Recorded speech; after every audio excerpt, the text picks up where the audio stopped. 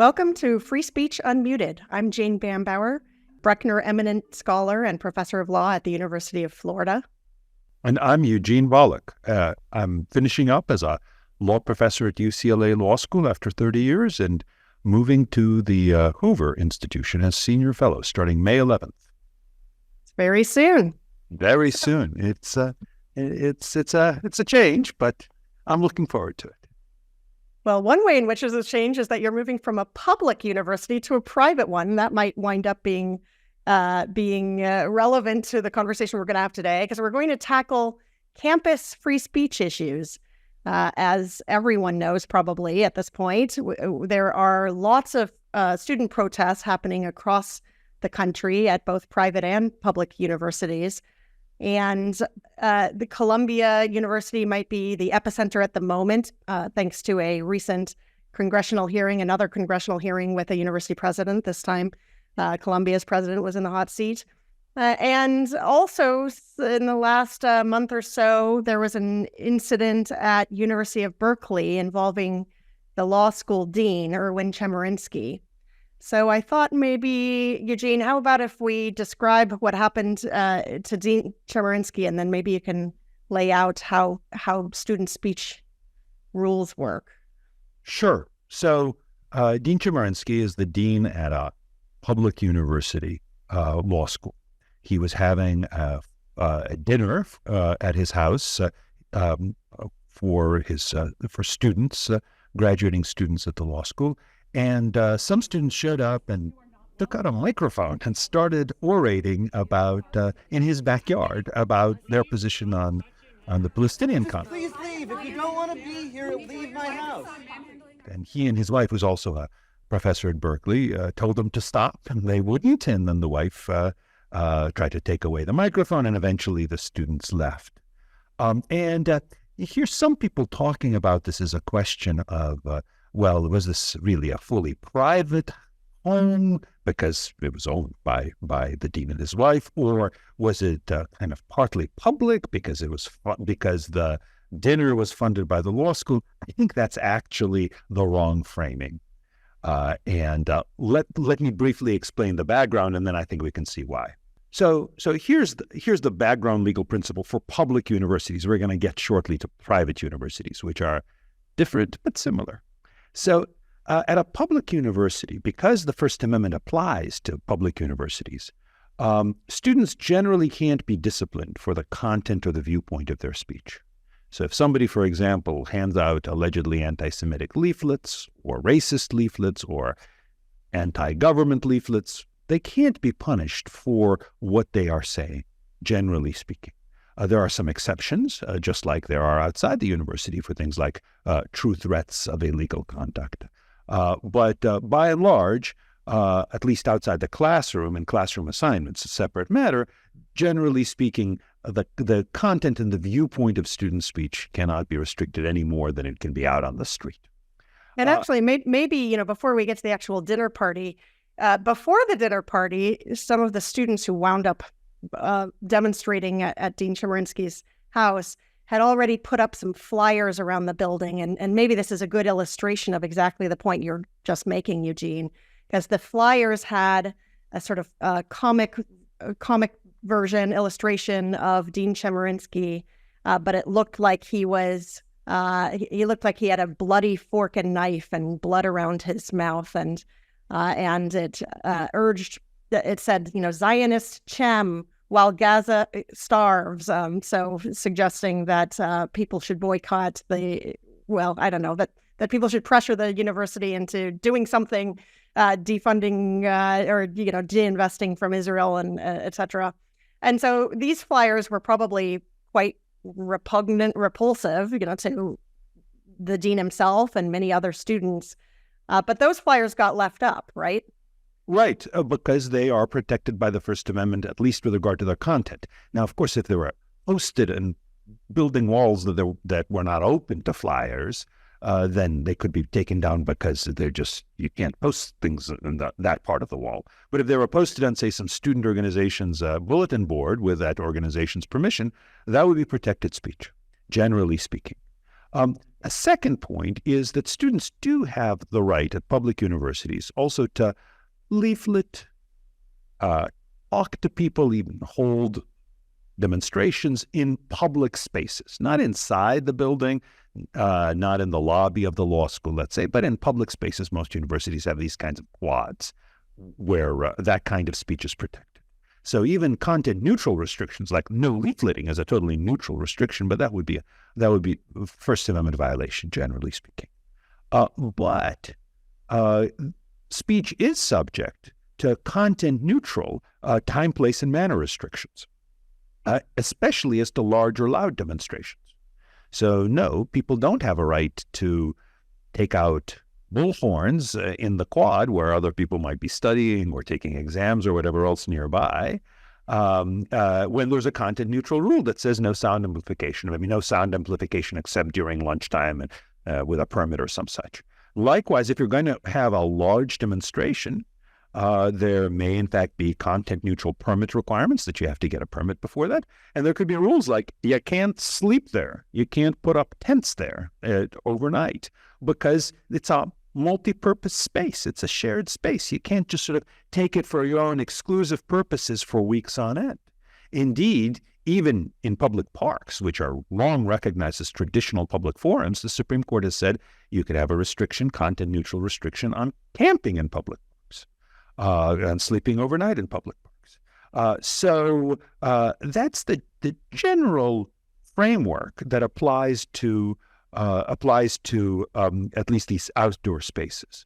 But one thing to keep in mind also is that when you get outside the outdoor spaces to kind of indoor, again, as I said, the lobby of the law school or maybe some place in the law school. Imagine there was a dinner for students or for alumni in the law school, indubitably government-owned property. Still, people couldn't get up and take out a microphone and start talking in the middle of that, just like they can't get up in the library and start talking or start demonstrating. Or get up in the middle of class and start talking and demonstrating. Right. So content-based and viewpoint-based restrictions on speech because it's offensive or because it expresses certain viewpoints, that is generally impermissible. Although in the classroom, actually, it's more complicated than that. But when you're talking about just rules that say when there is dinner, you can say all sorts of things to your table mates about dinner and not get kicked out and not get, at least in a public place, public law school organized dinner, and not get disciplined for it. But you can't get up and start orating when other people are just having their conversations. That is a permissible restriction, whether it is at the dean's house or at a dean-run party at the law school. Right. So I take it that the distinction between it being at the dean's house and being as opposed to, which is private property, as opposed to in some internal space within the law school, is a distinction that doesn't really make a difference, because for those who understand the forum analysis, as they call it, who understand the First Amendment implications about whether the public grounds are a traditional public forum or whether it's a non-public forum, even though it's government-owned. These types of rules, the rules for non-public forums would basically apply to privately owned forums as well. So that's absolutely right. And Jane, you correctly identified, of course, the legal doctrine, although now that we're getting into legalese, we need to chart out the legalese a little bit more. So when we're talking about government property, like something at a public university, there are basically 5 categories that the court has identified. One is traditional public forum, a place like a park or a sidewalk outside of the university, just city parks, city sidewalks. Those really are open traditionally for public speech. Even there, content-neutral restrictions on size of a demonstration, loudness of a demonstration, timing are permissible. But there, speech is sort of maximally protected. A second category is so-called designated public forum. And some universities say, even though our campus, our quads aren't exactly city parks, they're part of the university, we're going to designate them as a place for everybody to speak, not just students, but the public as a whole. Texas actually has a state statute that basically ends up designating public spaces, public quads, that is to say, at universities as public forums. A third category is a limited public forum, which is something that's open but for a limited set of topics or a limited set of speakers. So, for example, universities often open up classrooms outside of class hours for student groups to meet. But it's limited because it's only for student groups. If an outside group wants to use it, say, no, this is for students.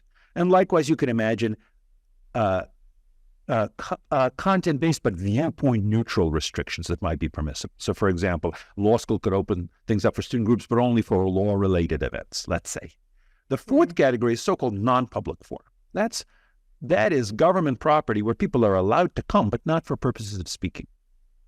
So one example is the lobby of the law school. Yeah, people, especially students, are allowed to come there, but it's not set up for purposes of public speech.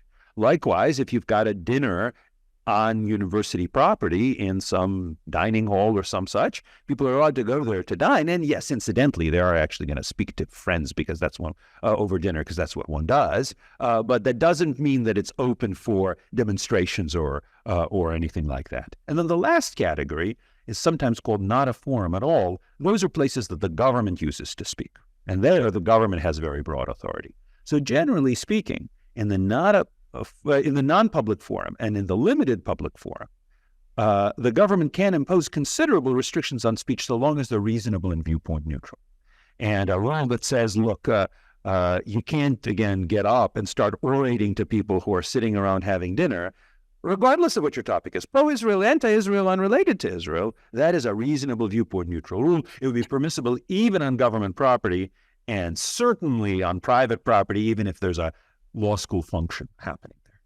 Yeah, I think, luckily the forum analysis doesn't require us to delve into this, or, it won't really matter what we decide. But the fact that the invitation to dine at his home was open to any and every third-year law student maybe would have made this a more difficult case. Well, I don't know. I guess it's an open question. It seems like if the dean had invited students for some kind of open mic discussion or free-for-all discussion at his house, then maybe there would be a harder, maybe it would no longer be considered a private forum. But in any case, here this was a dinner that was for a specific purpose, highly controlled the way any event at the law school would have been. So right. And there is precedent sometimes for private property becoming kind of government property temporarily when it's being used for government purposes. Classic example is polling places. Okay. There are times, I think in most jurisdictions, some polling places are at schools or maybe post offices or some such. I'm not sure about post offices, but at least at schools and parks. I remember that was so in a place I used to live. But sometimes it could be at a private place. It could be a private school or something along those lines. For the day, that does become kind of government-run property, and the government can have rules there saying you can't electioneer. Again, there would be reasonable, viewpoint-neutral rules there. And there are cases having to do with what's allowed there. But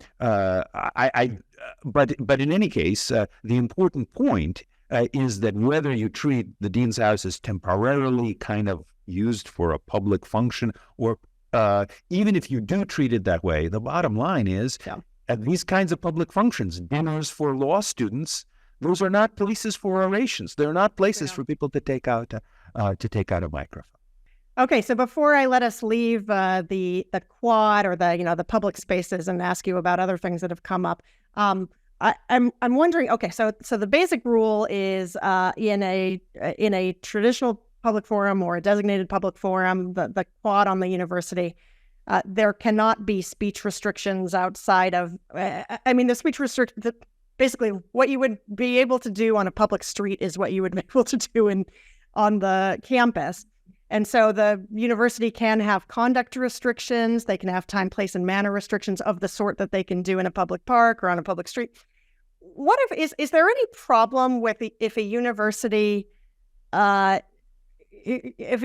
uses a high degree of discretion in terms of which encampments it closes down and which it allows and tolerates?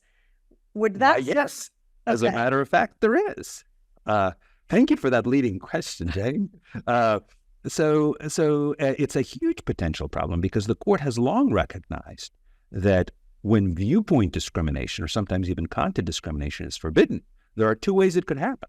One is there's a formal rule that says no anti-Israel protests or no anti-Semitic or racist protests or some such. That's clearly viewpoint discriminatory on its face.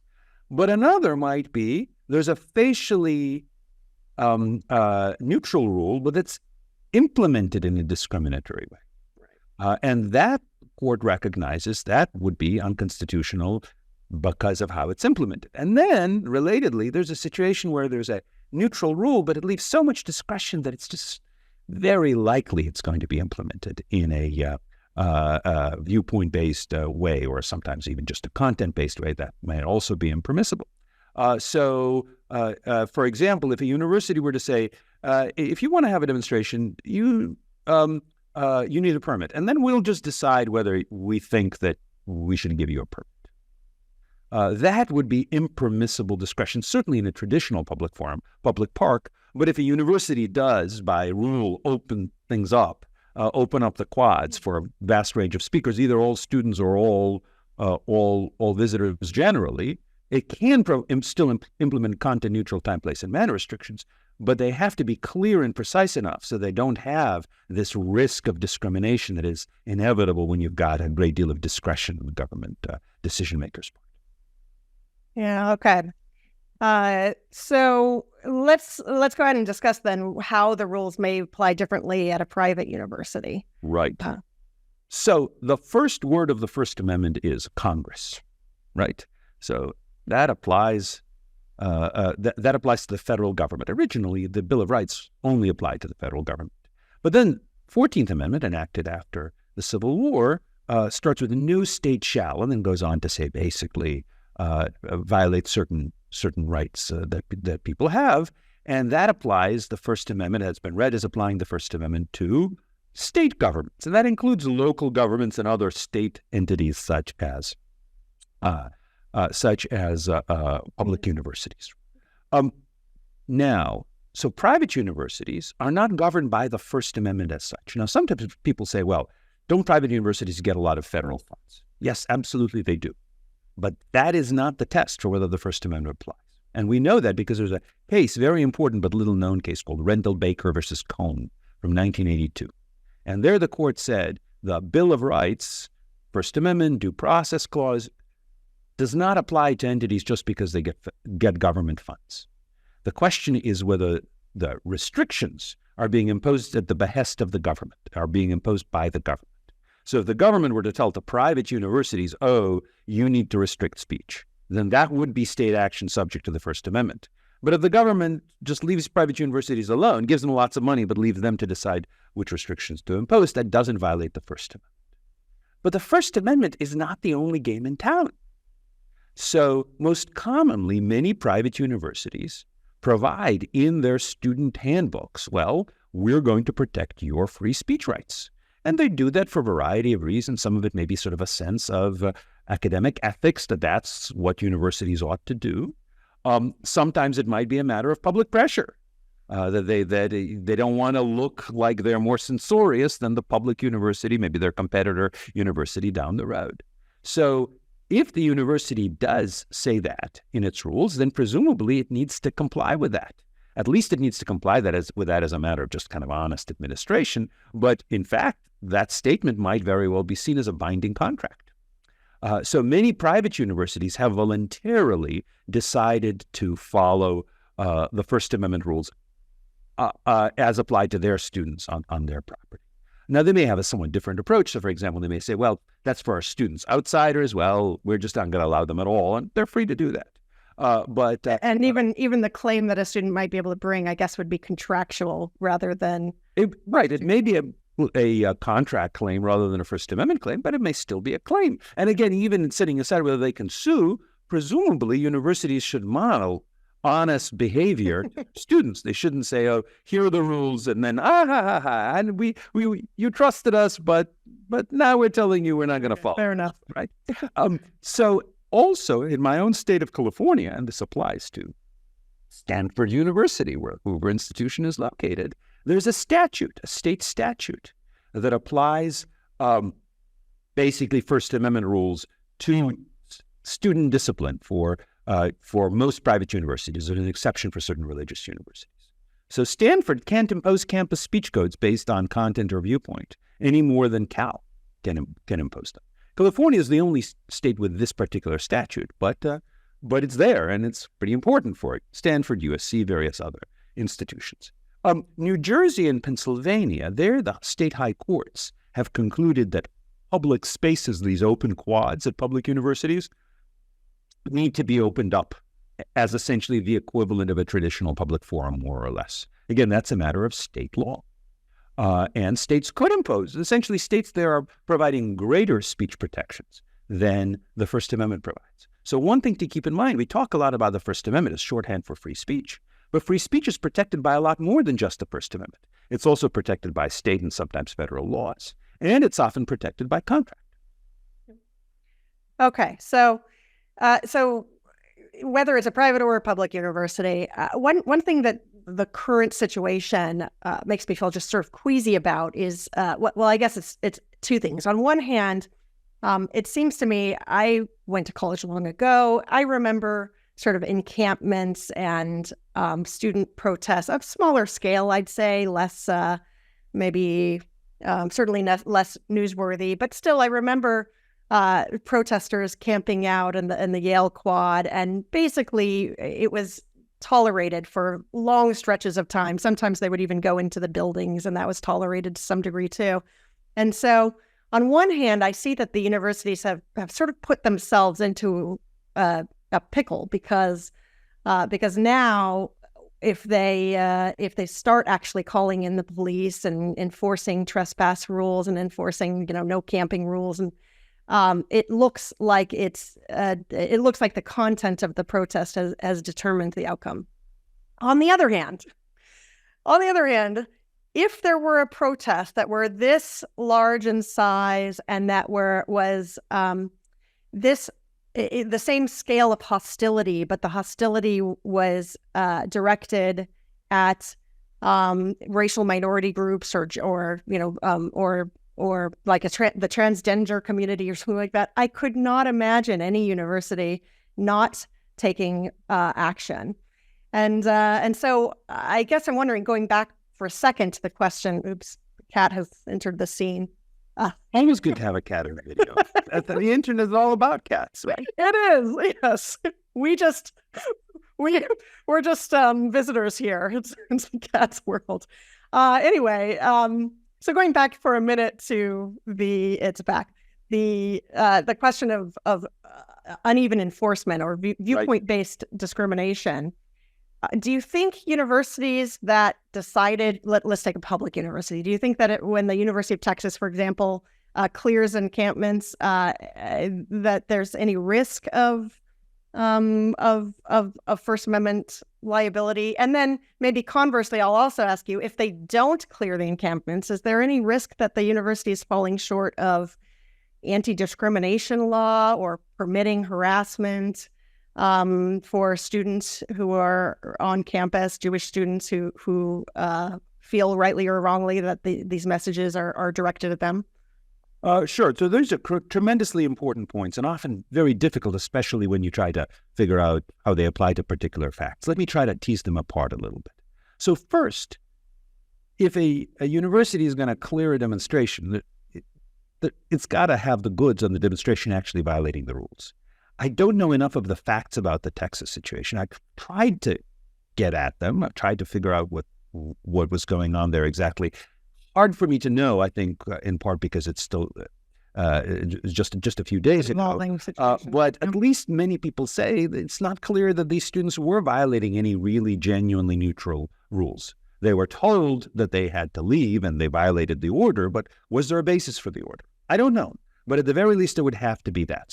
So it's true that a university could have content-neutral time, place, and manner restrictions, but then we need to know, what are those restrictions? And were they in fact violated? And if they were, then the university could clear them away, clear the demonstrators away. But it would have to actually show that there was this violation. And maybe, for example, it could clear away some who were violating the rules, but not others who were not sleeping, but just sort of standing and expressing their views.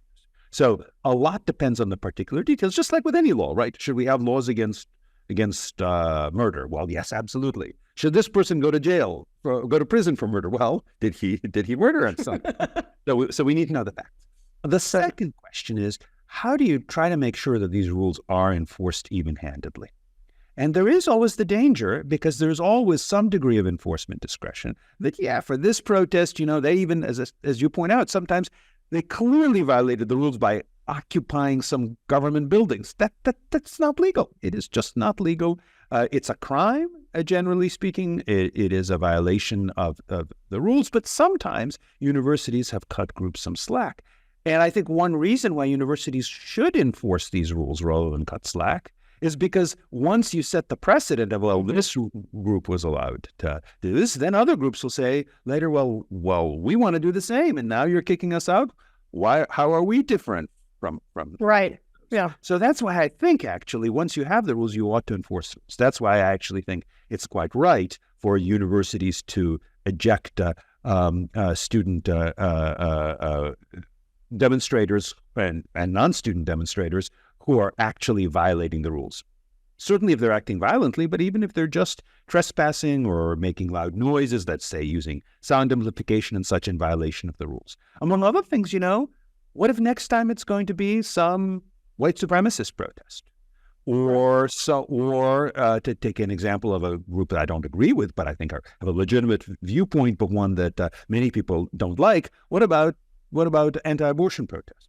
Imagine they say, we want to occupy the Columbia Quad in order to denounce the genocide of the unborn. I mean, that's a perfectly legitimate position, but they shouldn't be able to do that for days on end in the middle of a university which is devoted to other projects. And I think the same thing is true of the anti-Israel demonstrations. Yeah. That I do think that they need to enforce the rules even-handedly. Now, one question is, okay, well, let's say that they didn't enforce the rules in the past. Are they now barred from enforcing them now? I should say, while again, I think we want to avoid that by enforcing the rules pretty solidly and steadily, I think a university has to be able to say, look, now that we see just how large these protests can be, how disruptive they can be, we recognize that these rules need to be enforced. They can't be forever barred from enforcing the rules because they once wrongly failed. Right. Yeah. Now, the last point that you raise, which I think is also a very important one, is universities do have some obligations to protect their students from threats, from harassment, which I understand in this context to mean kind of targeted insults and maybe doing things that are perhaps intimidating or kind of continued unwanted contact with a particular person. I don't think universities have a legal obligation, or for public universities, even a legal right, to protect people from merely offensive public speech. But when it gets to be threats, when it gets to be violence, when it gets to be trespass on places where other students are entitled to go, I think universities do have some such legal obligation. Now, what exactly is happening at each particular university, again, you need to know what the facts are. But if indeed there is evidence that somebody is that this organization is turned into a vehicle for anti-Semitic threats or racist threats or other threats, it seems to me, that is to say the demonstration turned into a vehicle for that, I do think that, yes, universities need to step in and stop that. Okay. So 2 more quick issues I want to go over. I know, but before we let this topic go, and by the way, I think we're going to have to do another one on campus issues because we haven't even talked about faculty, but 2 other things that came up. How could we not? Aren't faculty the most important people in the world? I thought we were the all right, so the most important ones imaginable. I thought so. Yes, we're doing God's work. And anyway, so you mentioned these 2 other types of public forums that I want to discuss briefly because they've come up recently. So one is the limited public forum. One example of that is student groups, like official student groups that get to therefore check out rooms and get their own email accounts and that sort of thing.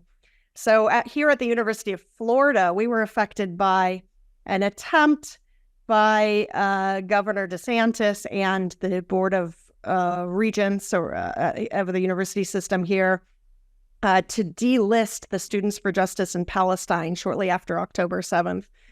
This was in response to a protest that the national SJP group was trying to organize, and the DeSantis, the governor's office thought that this student group was facilitating terrorism, since some of the teaching materials or something may have come directly from Hamas or from Palestinians of some sort.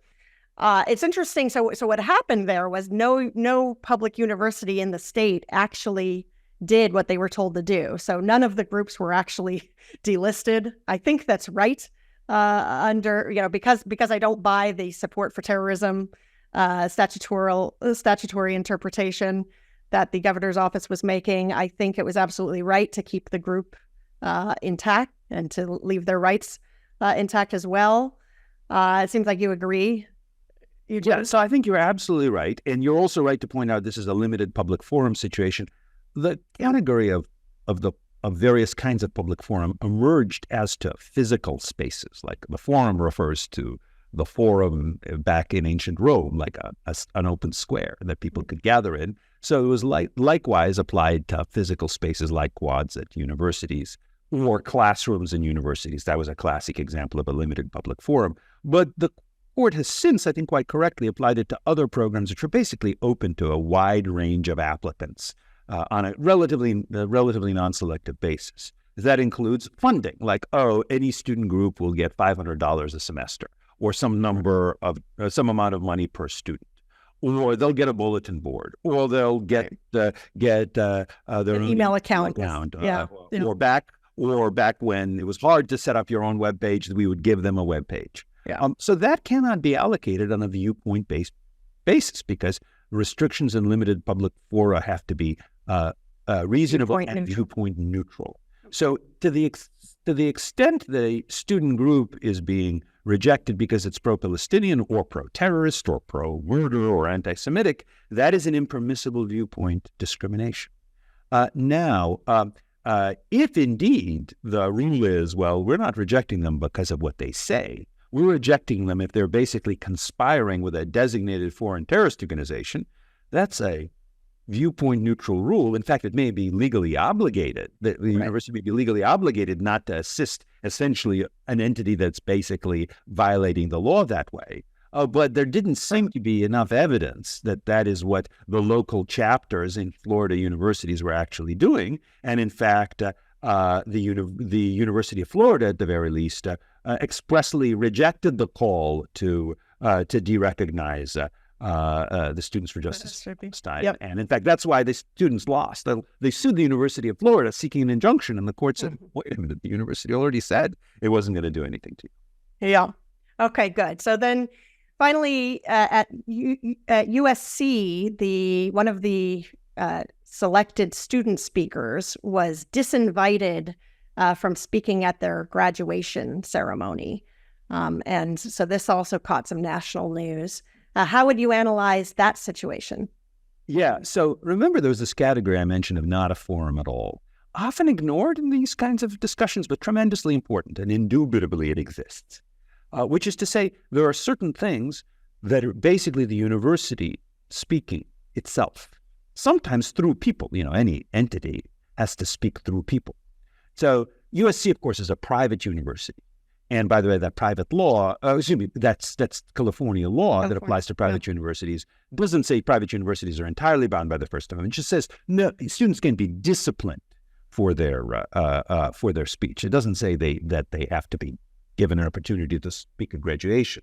So USC wouldn't be bound here by any of these rules as a legal matter. But imagine this had happened at UCLA or at some other public university. Even there, the university is entitled to say, look, we're putting on a show. This is our pageant, and we invited people. And, some people we've invited precisely because we kind of like what we expect them to say.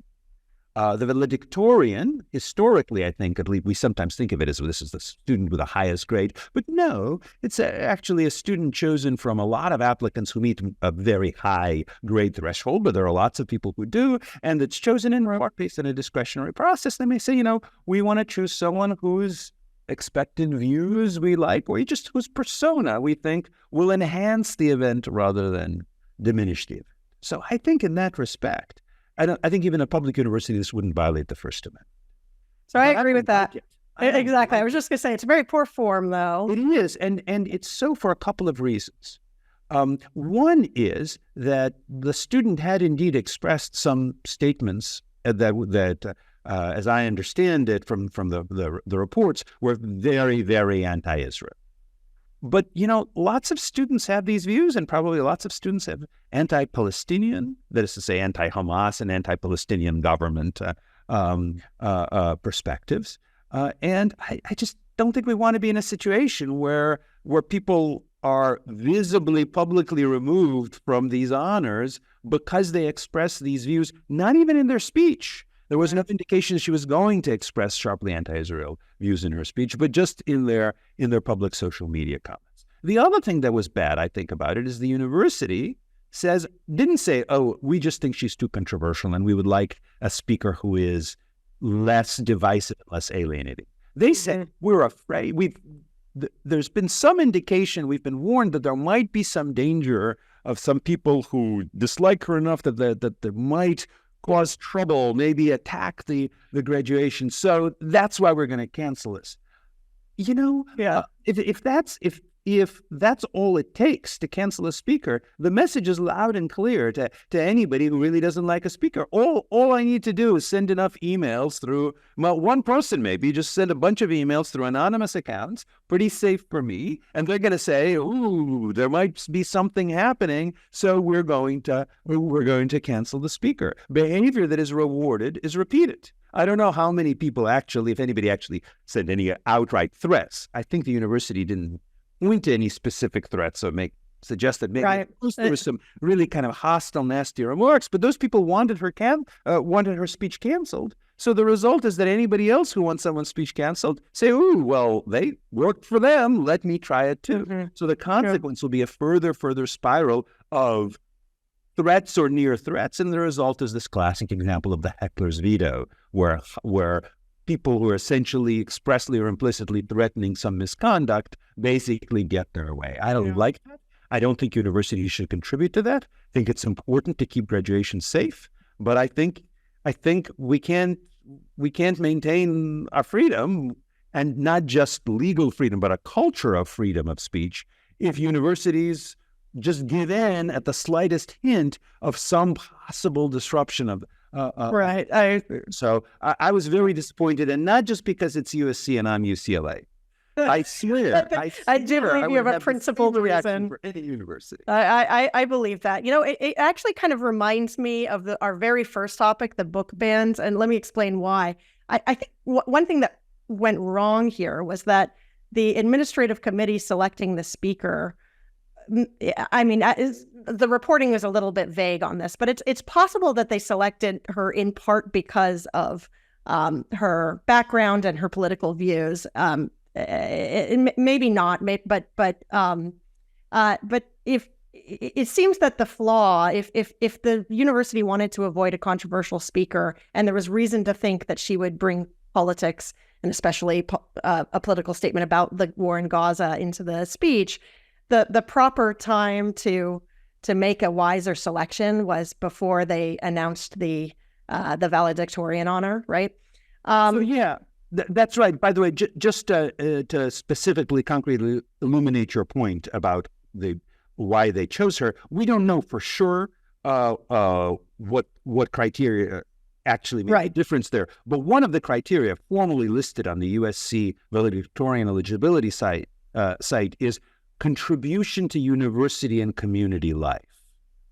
And that's a kind of criterion which possibly quite legitimately could be used to say, look, if there's somebody who we think is particularly uniting, particularly activist in a way that is likely to kind of to make our fellow Trojans feel good about the university and the community and them, then we'll choose this person. On the other hand, if this person is really very militant about various topics in a way that alienates some people, they have every right to be that, but maybe they're not the best choice. I don't really love that as a condition for selecting someone even for a place of honor like that at a university. But if you're going to do that, do it quietly. Do it behind closed doors. Don't do it early and quietly. Oh, yes, we're going to choose her. Oh, no. We've gotten such pushback. We're going to unchoose her.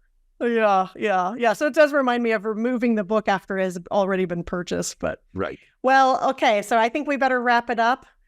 There's clearly much more to say about campus free speech and culture issues more generally.